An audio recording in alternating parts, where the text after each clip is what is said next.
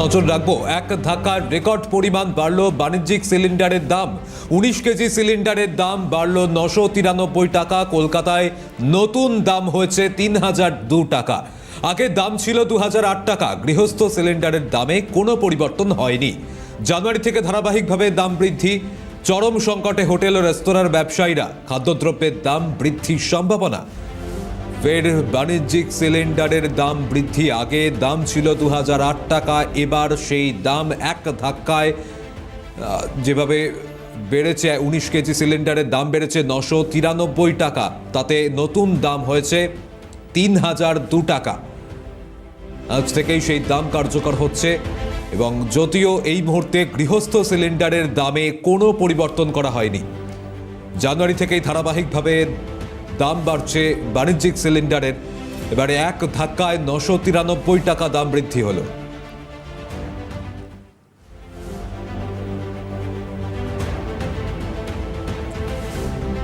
ইতিমধ্যেই এই দাম বৃদ্ধি নিয়ে একাধিক তরজা শুরু হয়েছে।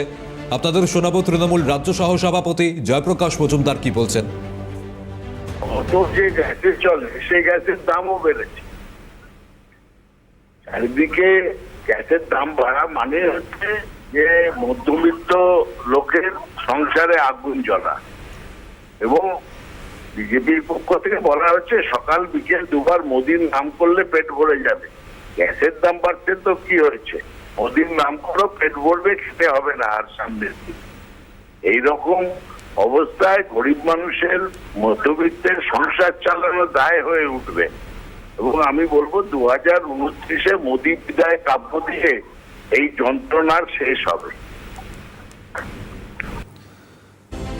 ভোট মিটতেই এই দাম বৃদ্ধি জানিয়ে ইতিমধ্যেই কটাক্ষ পাল্টা কটাক্ষ শুরু হয়েছে। বিজেপি সাংসদ রাহুল সিনহা তিনি কি বলছেন দেখুন।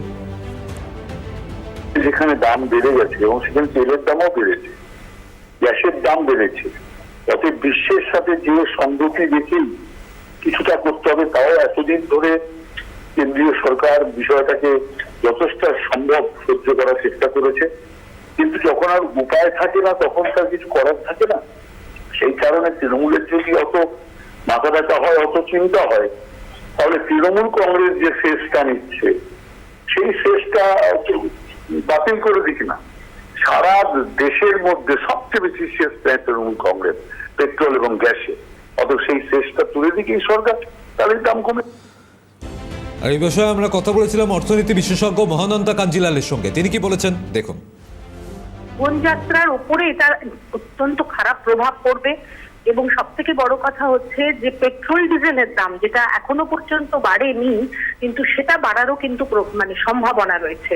তাহলে তো সার্বিকভাবে একটা মূল্য বৃদ্ধি ভারতীয় অর্থনীতিতে প্রভাব ফেলবে এবং নিশ্চয়ই গরিব মানুষ তো সব থেকে বেশি এতে এফেক্টেড হয়। এবং সব ক্ষেত্রেই আমরা দেখতে পাচ্ছি যে এই যে মূল্য বৃদ্ধি, টাকার দাম অলরেডি একেবারে ভীষণ নিচে চলে এসেছে। অর্থনীতির অবস্থা মানে খুবই সংকটজনক যতদিন না এই মধ্যপ্রাচ্যের যুদ্ধ বন্ধ হচ্ছে। কারণ এখন বিশ্বায়িত পৃথিবীতে তো আলাদা করে কোনো দেশ বাঁচতে পারে না, কোনো না কোনো দেশের সঙ্গে তাদের বাণিজ্য সম্পর্ক, অর্থনৈতিক সম্পর্ক জড়িয়ে থাকে। এবং দীর্ঘদিন ধরে এই যে যুদ্ধ, একটা রাশিয়ার যুদ্ধ চলছে, তার একটা প্রভাব, তার উপর আবার মধ্যপ্রাচ্যের যুদ্ধ। আর মধ্যপ্রাচ্য হচ্ছে এমন একটা জায়গা, হরমুজ প্রণালী, সেখান দিয়ে মেজরিটি আমাদের সমস্ত যে আমদানি সেটা হয়। অর্থাৎ প্রায় মিলিয়ে কিন্তু অর্থনীতির উপর একটা খুব চাপ রয়েছে এবং পৃথিবীর অন্যান্য দেশেরও রয়েছে, ভারতবর্ষেও কিন্তু একইভাবে এই চাপের মধ্যে রয়েছে। মধ্যপ্রাচ্যের যুদ্ধের যে রেকর্ড দাম বাড়লো বাণিজ্যিক রান্নার গ্যাসের। 993 টাকার দাম বেড়েছে। চিন্তায় ডেকার্স লেনের ব্যবসায়ীরা। এত দাম বাড়বে ভাবতে পারেনি জানাচ্ছেন ব্যবসায়ীরা। এখন কয়লার উনুনই ভরসা। এর আগে আমরা দেখতে পেয়েছিলাম যেভাবে এই গ্যাসের দাম বৃদ্ধি পাচ্ছিল তাতে সমস্যায় পড়তে হয়েছিল ডেকার্স লেনের এই ব্যবসায়ীদের। সরাসরি সেখান থেকে প্রতিনিধি পায়েল রায় রয়েছেন এবং এই মুহূর্তের পরিস্থিতি জানার চেষ্টা করব। পায়েল, আমরা দেখেছিলাম যখন থেকে এই মধ্যপ্রাচ্যের যুদ্ধের জের গ্যাসের দাম বাড়ছিল, গ্যাস অমিল ছিল, সেই সময় থেকে সমস্যায় পড়ছিলেন তারা। আবার 993 টাকা রেকর্ড দাম বৃদ্ধি, কিভাবে সামাল দিচ্ছেন?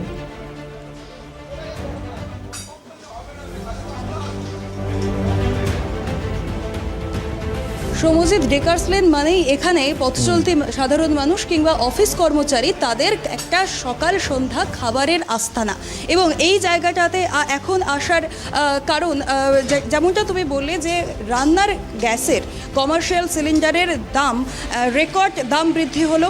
এর আগে আমরা দেখেছি জানুয়ারি মাস থেকেই কিন্তু এই মূল্য বৃদ্ধি শুরু হয়েছিল। এবার মে মাসের শুরুতেই সবে নির্বাচন শেষ হয়েছে, এর মধ্যেই এই যে রান্নার গ্যাসের বিপুল হারে এই যে মূল্য বৃদ্ধি, একেবারে 993 টাকা দাম বেড়েছে। এর আগে এই 19 কেজি সিলিন্ডারের দাম ছিল 2008 টাকা, সেখান থেকে বেড়ে আজ সকাল থেকেই 3002 টাকা রান্নার কমার্শিয়াল সিলিন্ডারের দাম। সেই নিয়ে কিন্তু খাবারের দোকানের যারা মালিক তাদের মাথায় হাত, তারা ভাবতেই পারেননি এতটা মূল্যবৃদ্ধি হবে। আমি একটু কথা বলবো ব্যবসায়ীর সাথে। দাদা, এই যে বিপুল মূল্যবৃদ্ধি কিভাবে দেখছেন, কি কি সমস্যা হচ্ছে? কাল পর্যন্ত আমরা ভেবেছিলাম যা উনুন আমরা 7-8খানা বানিয়েছিলাম লোহার উনুন, অনেক টাকা দাম, ওগুলোকে গুছিয়ে আবার গুডাউনে পাঠিয়ে দেওয়া, আবার যদি কোনো দিন এর সম্মুখীন হই আবার ফিরে আসবে। কিন্তু রাত স্বপ্ন, আর সকালবেলা ওইটা বাস্তবায়নে পরিণত। ভাবতেও চিন্তা করেও হচ্ছে না। হেঁসেল থেকে হোটেল সবারই এখন চিন্তার ভাঁজ। এইটা দেখুন অফিস পাড়া মানেই সকাল 9টার সময় বেরিয়ে পড়া, তাড়াতাড়ি এসে অফিসে কিছু রিফ্রেশমেন্ট আমাদের রাখতে হয়। Chicken stew, fish fry, batter fry, একটু ঘুগনি, একটু ভেজিটেবল স্টু, কিঞ্চিত খেয়ে আবার অফিসে জয়েন করা। তো এখন যা হচ্ছে, ভোটের পরের দিনই এরকম ঢাকে কাটি পড়ে যাওয়া বা গ্যাসটাকে ঢাক হিসাবে বাজিয়ে দেওয়া, এটা খুব একটা ভালো দিক নির্ণয় করে না। তবুও আমি একটা কথা বলি আপনাদের, 2208 টাকা ওইটা লাফিয়ে চলে গেল 3208 টাকা। এরপরে কোথায় আসবে জিনিসটা? কালোবাজারি। এখনই আমাদের 3000 টাকা করে কিনতে হয়, তো এরপরে 4000 টাকা থেকে 4500 টাকা, তারপর নেই ভাব, এরকম একটা প্রশ্ন তুলবেই। তবে হ্যাঁ, ওই উনুনকে ভুলে যেয়ে চলবে না। পুরনো দিনের পুরনো কথা, চিত্তদার দোকান কয়লার সঙ্গেই বন্ধুত্ব রাখে। গ্যাসটা আমাদের ওয়ার্কশপ থেকে কিছু জিনিস আছে, যেরকম চিকেন স্টু বড় হেভি ওয়েট, যেরকম 15 কিলো 20 কিলো চাল, পোলাও, চিকেন কষা, এগুলো তৈরি করতে একটা গ্যাসের তুলনা হয় না। তো ওতে একটু হাই ফ্লেম লাগে।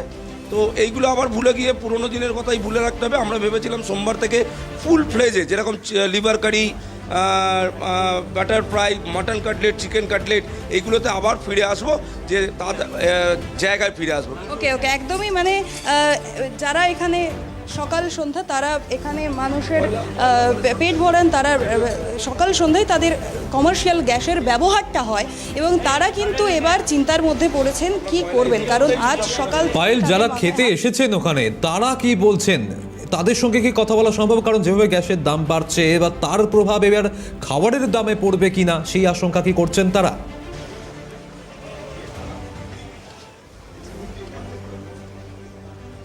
একদমই, সকাল সন্ধ্যা যারা এখানে খাবার খেতে আসেন তাদের কি মনে হচ্ছে? কারণ খাবারের দাম বৃদ্ধি হবে এমনটাও আমরা কথা বলে জানতে পারলাম।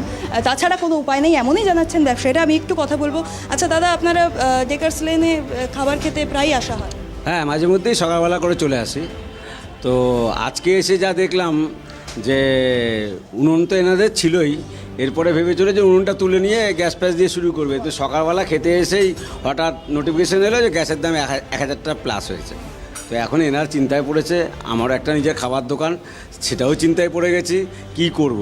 ভেবেছিলাম ভোট যাবে, জনগণ আবার এক জায়গায় হবে, যখন আবার সব থিতিয়ে যাবে, এদিকে আবার ওপর দিকে ঊর্ধ্বপতনে চলছে। জানি না কী হবে।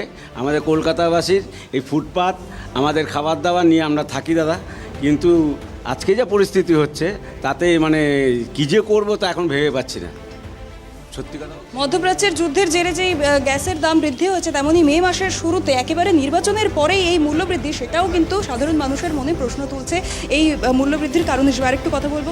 আচ্ছা, আপনারা খাবার খেতে তো আসা হয় ডেকার্স লেনে?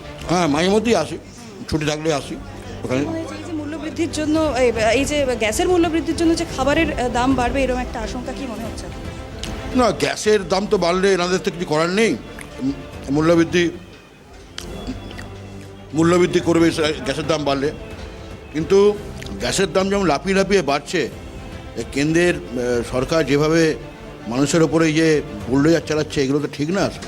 প্রত্যেকটা মানুষের একটা সীমিত ইনকাম আছে, সেই সীমিত ইনকামের মধ্যে তার সংসার চালাতে হয়। তো তা আমরা যদি রাস্তাঘাটে টেসে টিফিন করতে গিয়ে যদি আমাদের অনেক পয়সা বেরিয়ে যায় তা তো সারাদিনের খরচা আছে, এইটাকে তো দেখা দরকার।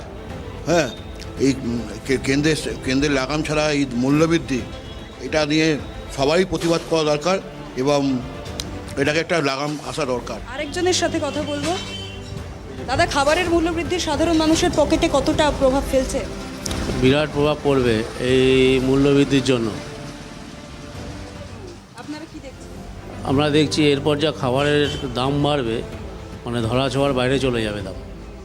আমাদের তো আর স্যালারি বা সোর্স অফ ইনকাম বাড়ে না, কিন্তু জিনিসের দাম বাড়ে, তো ব্যালেন্স করাটা মুশকিল হয়ে যাবে আমাদের জন্য। সাধারণ খেটে খাওয়া মানুষ এই যে রাস্তার কিংবা ফুটপাতে এই যে খাবারের দোকান, এর ওপরেই একেবারে বোঝাই যাচ্ছে যে এখন ব্যবসায়ীরা তারাও যেমন সমস্যায় পড়েছেন এবং যারা খেতে আসছেন পরবর্তীতে তাদেরও যে সমস্যার মধ্যে পড়তে হবে সেই আশঙ্কাও তারা করছেন। অনেক ধন্যবাদ পায়েল তোমাকে। এদিকে ফের দাম বাড়লো অটোর এলপিজির, বাড়তে পারে অটো ভাড়া, আশঙ্কায় অটো চালক এবং